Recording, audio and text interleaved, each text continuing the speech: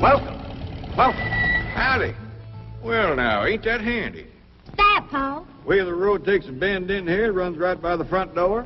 No, Mr. Clampett, this is your driveway. It goes with the house.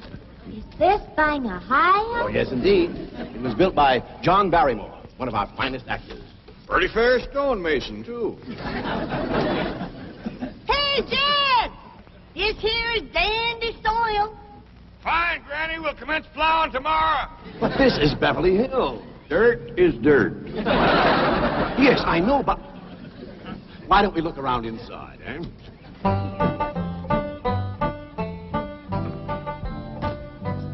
Well, here we are. I hope you're going to like this place I picked out for you. It may be a trifle larger than what you're used to, but I feel a man with $25 million in my bank should live in a manner that... Come in, this is your home.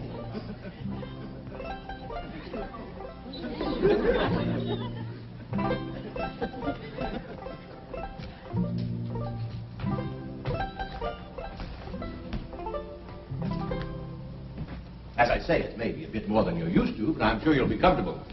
Now, my secretary will be over right away to help you with the hiring of servants or whatever problems you may have. She's a very efficient girl, Miss Hathaway. Jed? Jed?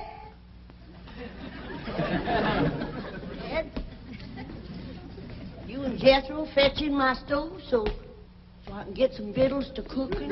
You have a beautiful stove. Thank you. Fetch it in, Jed. You scare up some wood, Ellie. No, I mean you have a stove already installed in the kitchen. Where's that? I'll show you. Excuse us. Ellie, you go with Granny. She'll still need you to fetch some wood. Sure, Paul. Uncle Jed, guess what? There's a whole nother house up here. Guess we'll come down from there. Like as not that belongs to somebody else. Darn. This is your kitchen. Oh, and here's the stove. The last word in food preparation. And speaking of food, you'll find everything you could possibly want stored right in here. Eh? Huh? Well, I'll leave you ladies to your culinary delights. Au revoir. Bon appetit. Talks gibberish. You said a great deal of store in this here stove, Granny. Well, we'll see. Ellie, you run out and fetch some wood. I'll get a fire to going in here and we'll see. Jethro, I hope it's all right for you to be missing school. Oh, sure, Uncle Jed. They ain't straight in the 5th grade. You in the 5th grade already? Starting this year. It don't seem like no time at all since I went with your ma to get you started in the 1st grade.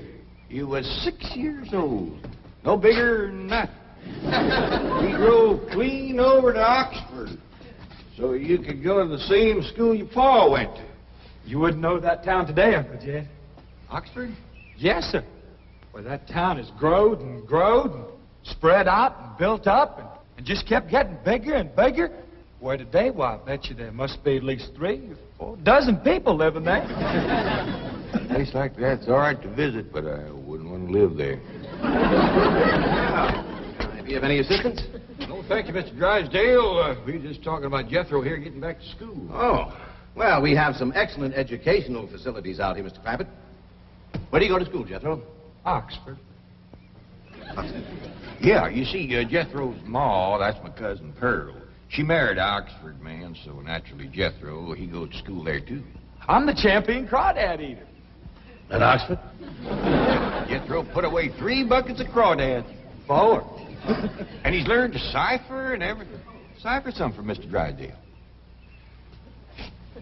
1 and 1's 2. 2 and 2's 4. 4 and 4's 8. I have to take off my shoes to get any further than that. Never mind. I'm sure we're thinking of 2 different Oxfords. You see, there's one that's very, very famous and very old. That's where Jethro goes to school. Been there since pioneer days. That's how come it got its name. It's where the oxen used to ford the river. So folks took to calling it Oxen Ford, and later on it got shortened to Oxford. Well, I'll be running. Oh, by the way, here are your keys. My secretary should be over very soon. Well, thank you very much, Mr. Drysdale, for everything you've been doing for us. Oh, it's my pleasure, Mr. Clampett. You see, I'm not only your banker, I'm your next-door neighbor. Well, say, now ain't that nice? Well, now, why don't you bring your missus over tonight for supper, and I'll have Granny womp up a mess of grits and hog jowl. Well, you see, right now my wife is in Boston. Oh, that's too bad. When'll she be back? Not too soon, fortunately. I'll see you later. Well, thank you, Mr. Drysdale. So long. Uncle Jed, you reckon one of these days I can have me a little bitty old taste of Granny's moonshine? Now, Jethro, you know the family rule about Granny's moonshine? You get your first taste on your wedding day and not before. Well, Uncle Jed, that might be an awful long time. I ain't even got me no sweetheart. How come? Well, back home, every time I get me a girl, one of them there big fellas would take her right away from me. Maybe out here in Beverly Hills. Paul, could I please have the axe? I gotta split some wood for Granny. Fetch it, Jethro. Ain't this place got a wood pile? Not that I can find.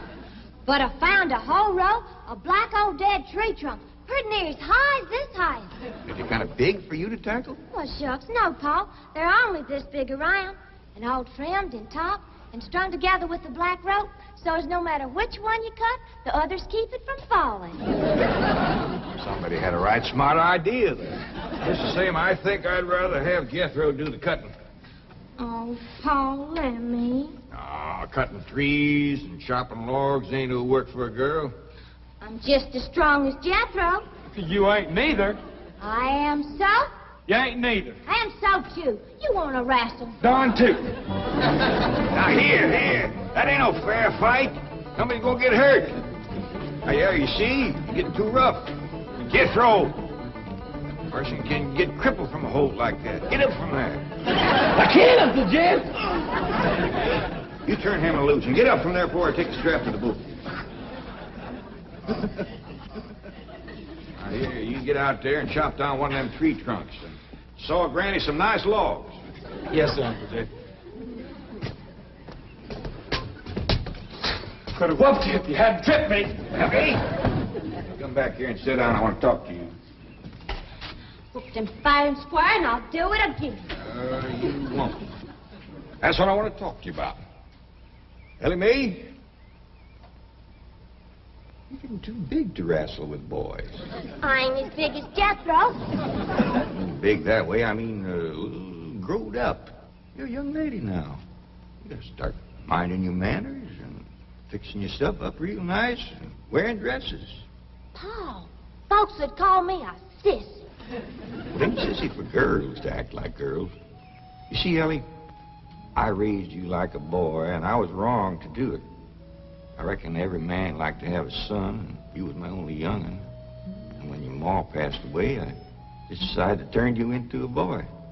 By the time Granny come to help out, you was too wild to tame. By thunder, you could outrun, out-climb, out-fight, and out-shoot every boy in them hills.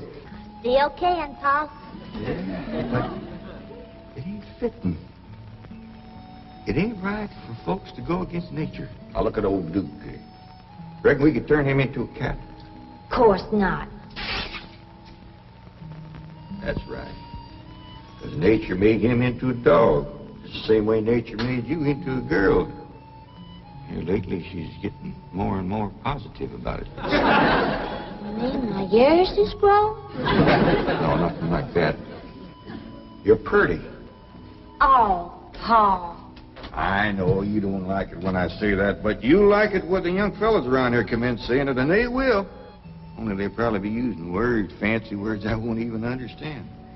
But Ellie Mae, ain't nobody can ever tell you how pretty you really are except me.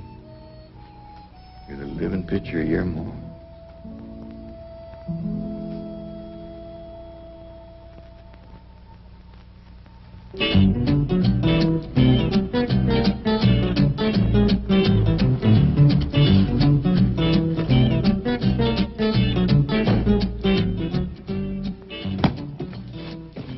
You still here? here? I thought you were going up to the Clampetts estate. I didn't think it prudent for us both to be absent simultaneously. In the event of crises... The only crises you have to worry about right now is keeping Mr. J.D. Clampett happy. Now get up there. Tell me, how did you like the flamingos? What flamingos?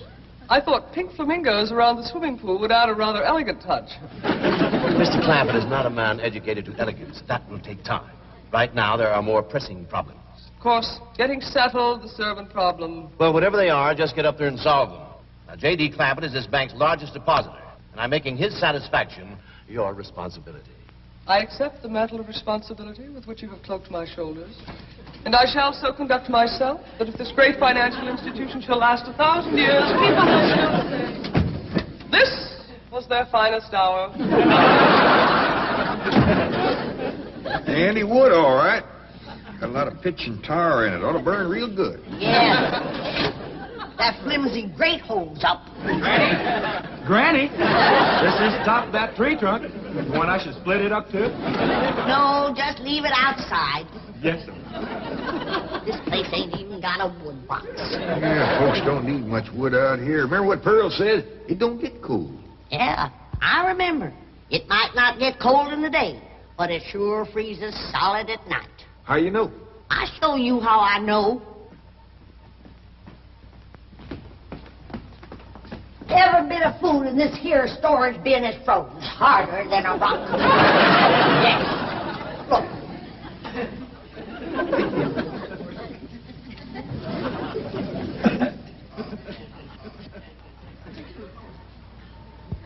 Mighty thin-skinned hog.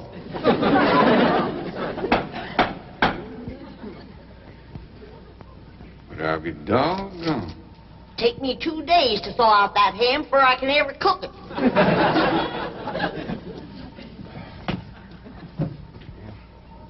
People ought to know better than store food up against the north wall. Why, we'll dig us a root cellar and we put all this stuff in it. Jethro, go on out there and catch us a chicken. Okay, Uncle Jay. How you know we got chicken? Place this size is bound to have chickens. Ain't all frozen.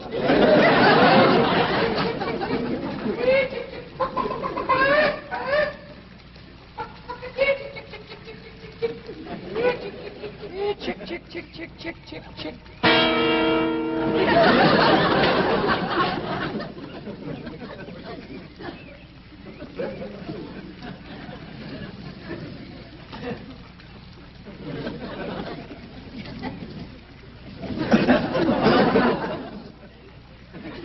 Are you a chicken?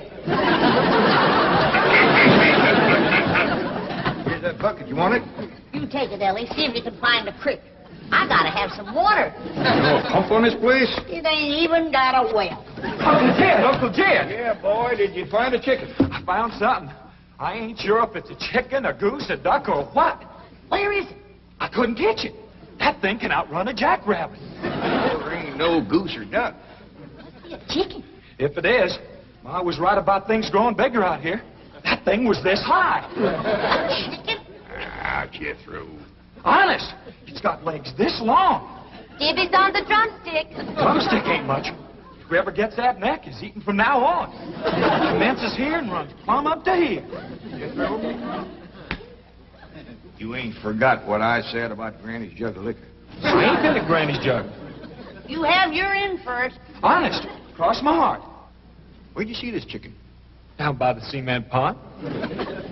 Cement pond. Uncle Jed, that pond is the fanciest thing you ever did see. Why, they are steps. So's the cattle can walk right down into it and get a drink. And up at one end, there's a lady standing there made out of rock. And she's a-pouring water out of a jar right into that cement pond. Oh. Well, that's how come that big old pink chicken to get away from me. Flew right over the top of that there rock lady, landed in that pond, and swam like an otter. Just flapping them big old pink wings and hollered. What color did you say that chicken was? It's pink. Ain't I told you that stuff would stunt your growth? Miss Granny, I didn't touch a drop. You and me is going to the woodshed. Jethro, you swear to be telling the truth? So help me, Jefferson Davis. You take your hat off when you speak of the president. He ain't president no more. my kitchen. Now, Jethro, you and me is going back out there and corner that chicken. Granny, you get your fire to going. Ellie Mae, you sweep up out front and keep your eyes open for that Miss Hathaway. I'm counting on her to take you in hand and get you in the right kind of clothes. Come on. Chicken.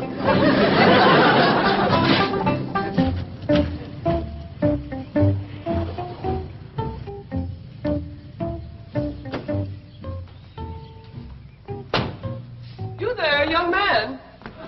I ain't a young man, but I sure do thank you for thinking so. Good heavens, you're a girl. Yeah. I'm Jane Hathaway, executive secretary to Mr. Drysdale. And you, I take it, are a domestic of some sort? Cleaning girl, housemaid? Just what are your duties with Mr. Clampett? Well, he sent me out here to sweep up. But he said you'd take me in hand and get me in the right kind of clothes and everything. Indeed, I shall. We have a complete servant's wardrobe from chef to chauffeur. Come with me. What in the name of Thomas Chippendale is this? Has Mr. Clampett seen this disgraceful and unsightly mound of debris? Oh, yes, ma'am. This is all his. Oh, what charming antiques. Just like you said, Jethro. Rock lady pouring water into a cement pond. Yes, sir. And over there's where I seen that great big pink chicken. Only thing is, it don't sound like a chicken. It makes a kind of hollering noise.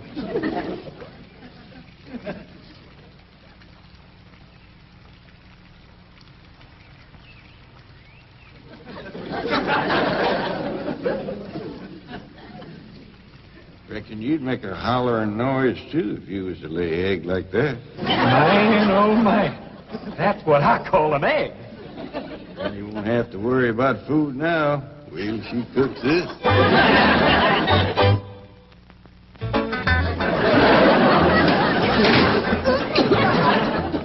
That flame city stove don't draw worth nothing. Granny, look at this egg. What's all the smoke? Stove don't work. Probably just a stuffed-up flue. Ain't got a flue. Ain't even got a stovepipe. Well, I'll get the shovel and a hoe and rake it out of there. Here, you keep this egg.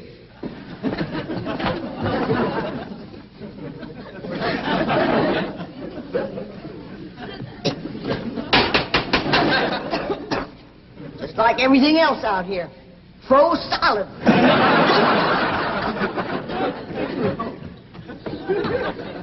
Really, my dear, you look quite charming. Well, I feel like a dead blamed fool. Oh. Just a moment. Get something, I'll be right back. Oh, that was my pa. I take it he's a gardener. Oh, yes, ma'am. Pa just can't wait to commence gardening. Perfect. However, as though I admire his enthusiasm, I must forbid him access through the main entrance. Now, tell me about the rest of the staff. Is there a chauffeur? A what? Someone who does the driving. Oh, yes, ma'am. That's Jethro. Of course, I don't reckon he can stay around very long. He's got to get back to Oxford and go to school. Oxford? He attends Oxford University? Well, he just calls it school. Pa went to school there, too. Oh, yes. Old school time. Great pride, those Oxford men. Sorry I couldn't stop before. Granny was having trouble in the kitchen. Pa, do I have to wear this here stuff that Miss Hathaway... No, there can be no appeal from Mr. Clampett's orders. Thank you, ma'am. Glad to see you taking a firm hand. Ellie Mae, that's right pretty. Makes you look taller. She's got me walking on pegs. We'll run in and show Granny. And get rid of those old clothes, dear. Granny, I presume, is the cook. Yes, ma'am, but she ain't too happy about it right now. I shall deal with her directly. Now, let's see. Maid, gardener, cook, chauffeur. Oh, I understand Jethro is an Oxford man. You bet he is. I'm quite anxious to meet him. Don't blame you. Fine-looking young feller. Single, too. And he's on the lookout for a girl. I am only interested in the intellectual rapport which I would naturally have with an Oxford man. I presume you went to Eton as a boy. If I know Jethro, he went to Eton the minute he was born. Yes, of course. I suppose his father matriculated him. I kind of think maybe it was his ma. Oh, well, no matter. At any rate, He's an eating man. That he is. Matter of fact, Jethro won the eating championship. Oh, marvelous. What was he champion of? Eating. Yes, I know. But what was it? Cricket? Oh, no, it was crawdad. I don't think even Jethro would eat crickets. I was referring to the game of Kid, Kid, where's the axe? I bet you, Granny, you talk to Miss Hathaway. And just why does Cook need an axe? I've hit this with everything I could lay a hand to. I even whomped it with an iron skillet. You are supposed to hit it with a croquet mallet. All right, where is it? I don't think I'll tell you. There is a time for work and a time for play. Now then, what are we cooking for Mr. Clampett? Well, I don't know what you're cooking him, but if he wants any victuals from me, somebody better shoot a possum. Possum? You got a better idea? But of course, a nice big fluffy souffle. All right. You shoot it and you skin it. You don't even know what a souffle is. What kind of a cook are you? I'm a cook with a stove that don't draw, food that throws solid, chickens that can't be caught, eggs that can't be broke, and a smart alecky city woman telling me my business. That's what kind of a cook I am. Mind your tongue, little woman. I can have your job. You sure can, and the sooner the better. Jethro's coming, and just wait till you see what he's got. Thank heaven. Now I can have an intelligent conversation. Look, Granny, I caught that big chicken. I hope it ain't as tough as its eggs. That is a flamingo. Oh, no, ma'am. That's my nephew, Jethro. Jethro, say hello to Miss Hathaway. Howdy, ma'am. That's the big dangest chicken you ever did see. You go to school at Oxford? Yes, ma'am. I'm in the 5th grade. Stop bragging and wring that chicken's neck. Ellie Mae! No, stop, you Beverly. Don't harm one feather of that beautiful bird. I've taken just about as much as I'm going to take from you. Yeah, Granny. Ellie, you get the fire going under the big kettle outdoors. Young lady, where is your maid's uniform? I ain't going to work. Oh, yes, you are. No, I ain't. Oh, yes, you are, if I must subdue you forcefully. I wouldn't try Hey, that. no! No! Tried to tell you. I'll settle on her, Ellie. You get the fire to go. Now, here, Granny. Come on, let her up. Get off of her. You are discharged! All of you! That! Fired! I am the most incompetent, insubordinate, belligerent group of domestics it has ever been my misfortune. Hathaway! Ah, Chief! You're just in time to help me take disciplinary action. You're fired. I've already told them. Not them, you. These people are the Clampetts. Clampett? Yes, that's right. Now go back to the office and pick up your severance pay. You're through. Now, Mr. Drysdale, hold on a spell. I reckon there's been a kind of a misunderstanding. But this little lady's been a right big help to us. Why, she fit in just like one of the family. Matter of fact, her and me is going out hunting. Ain't that right, Miss Hathaway? Yes, indeed. Yeah. Jethro, you can take that pink chicken back out to the cement pond. We're going out and shoot us a nice big fluffy souffle.